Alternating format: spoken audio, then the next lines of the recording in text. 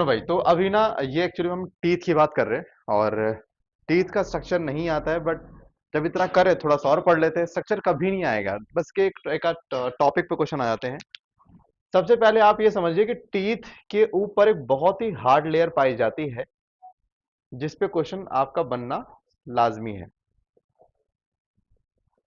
तो टीथ के ऊपर जो सबसे ऊपर की जो लेयर आप देख रहे हो ग्रीन कलर की दिखाई है मैंने, इस लेयर का नाम है इनेमल। क्या नाम है? इनेमल।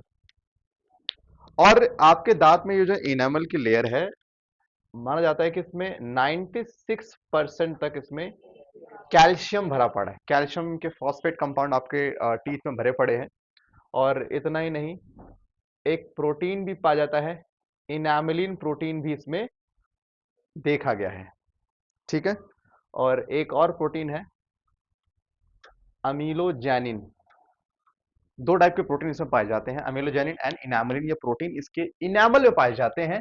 और ये इनामल इतना हार्ड है, आपकी बॉडी का one of the hardest material बोल सकता हूं, हार्डेस्ट पार्ट बोल सकता हूं। ये बोन नहीं है, आपकी पूरी इंसानी शरीर में सबसे हार्ड यही चीज है। तभी आप जो भी अखरोट वगैरह तोड़ना चाहते हो तोड़ लेते हो, क्योंकि इतना हार्ड सरफेस ये प्रोवाइड कर रहा है। अब ये इनेमल को बनाने वाला एक सेल होता है, जिस सेल का नाम होता है अमीलोब्लास्ट सेल्स। क्या नाम है? एक नाम है अमीलोब्लास्ट सेल। ये सेल बनाता है। और ऐसे ही इस इनेमल के नीचे भी एक लेयर और होती है, और इस लेयर को हम बोलते हैं डेंटाइन लेयर। क्या बोलते हैं? तो मैं क्या बोलूंगा कि सबसे पहले दांत में सबसे ऊपर आती है इनेमल, जो बनता है अमीलोब्लास्ट सेल से। एक आती है डेंटाइन, जो बनता है एक स्पेशल टाइप ऑफ सेल से, जिसको हम क्या बोलते हैं? Odontoblast cells. ये किससे बनता है? ओडोंटोब्लास्ट सेल से इसका फॉर्मेशन होता है। और ये दोनों सेल्स जो है ना कहीं एक आप सेंटर में कैविटी देख रहे हैं, खाली जगह देख रहे हैं, this is known as pulp cavity. इसे क्या बोलते हैं? Initially this pulp cavity contain both cells, odontoblast and ameloblast cells. Odontoblast cell will produce dentine layer and ameloblast cell will produce enamel layer. और इस पल्प कैविटी में आपके जो दांत होते हैं, अगर आपने दांत को निकालोगे तो आपके जबड़ों में ना खाली जगह मिलेगी, गड्ढे मिलेंगे ना। तो आपके जॉ में जो ये खाली जगह होती है, इन खाली जगह को हम क्या बोलते हैं? जॉ सॉकेट कहते हैं। These are called jaw socket. Jaw माने जॉ के अंदर खाली जगह होती है, इन्हीं के अंदर आपके दांत जो फिट होते हैं। तो आप क्या देखोगे कि जो आपका दांत है, दांत का जो रूट है, जैसे हम अपने टीथ को अगर चाहें तो तीन पार्ट में डिवाइड करेंगे। एक करेंगे क्राउन, नेक और रूट। क्राउन पार्ट क्या? जितना पार्ट आपको दांत का दिखता है वो पूरा पार्ट क्या है? क्राउन का पार्ट है। और जितना पार्ट जो आपको दिख सकता था लेकिन मसूड़ों की वजह से वो पार्ट आपको नहीं दिख रहा, माने जितना पार्ट मसूड़े कवर कर ले वो क्या हो जाता है? नेक पार्ट हो जाता है।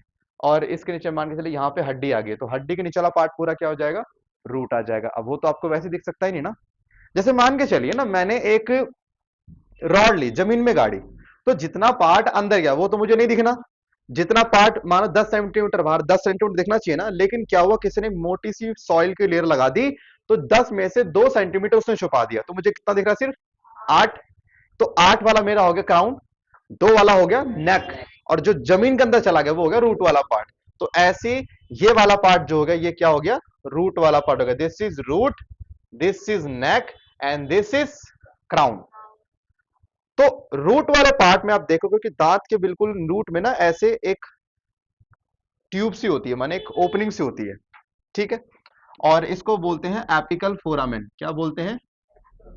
फोरामेन का मतलब ओपनिंग होता है। याद कर लो, सर का 10 बार आ रहा है क्या है मतलब। फोरामेन मतलब ओपनिंग होता है। एपिकल माने टिप, टिप पे जो ओपनिंग है that is known as apical foramen. Actually में इसी ओपनिंग के थ्रू यहाँ पे आर्टरी और वेन एंटर करती है। इसी ओपनिंग के थ्रू, इसी ओपनिंग के थ्रू नर्व्स आपके ब्रेन से कहां आती है?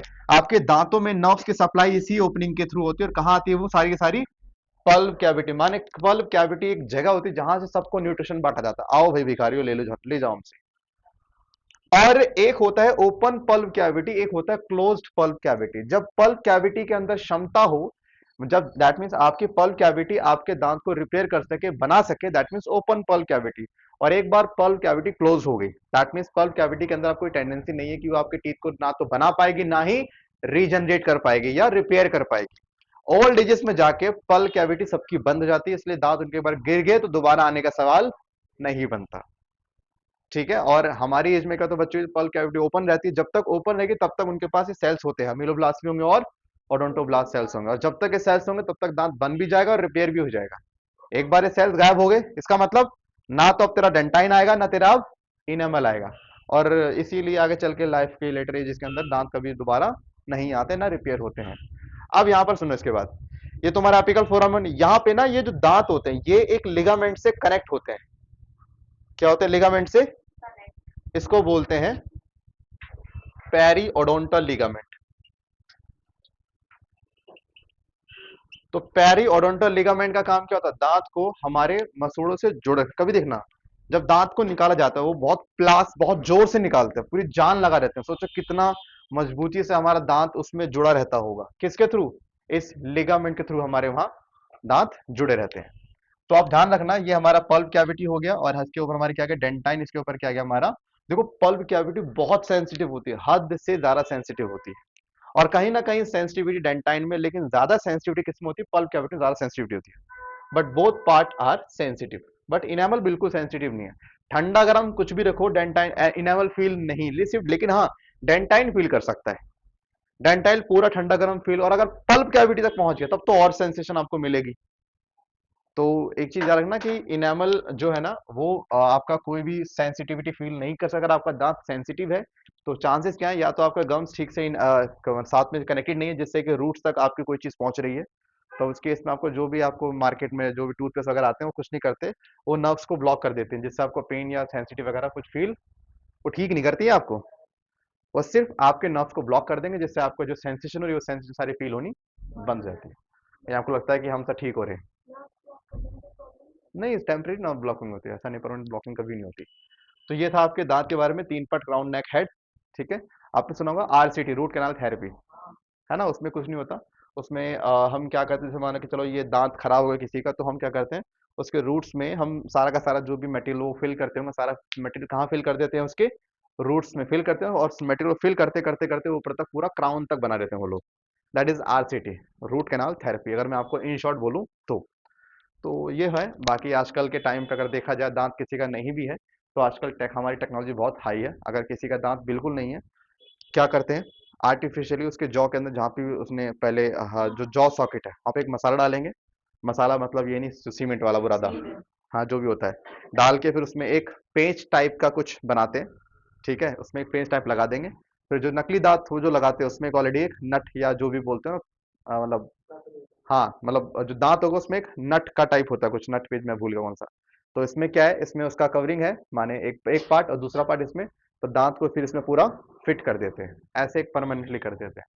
तो है बहुत सारे तरीके आजकल हमारे बढ़ चुके हैं। तो दांत के ऊपर कोई कोई क्वेश्चन आएगा तो सिर्फ इनेमल पे आएगा, इसके अलावा दूसरा क्वेश्चन नहीं आने वाला।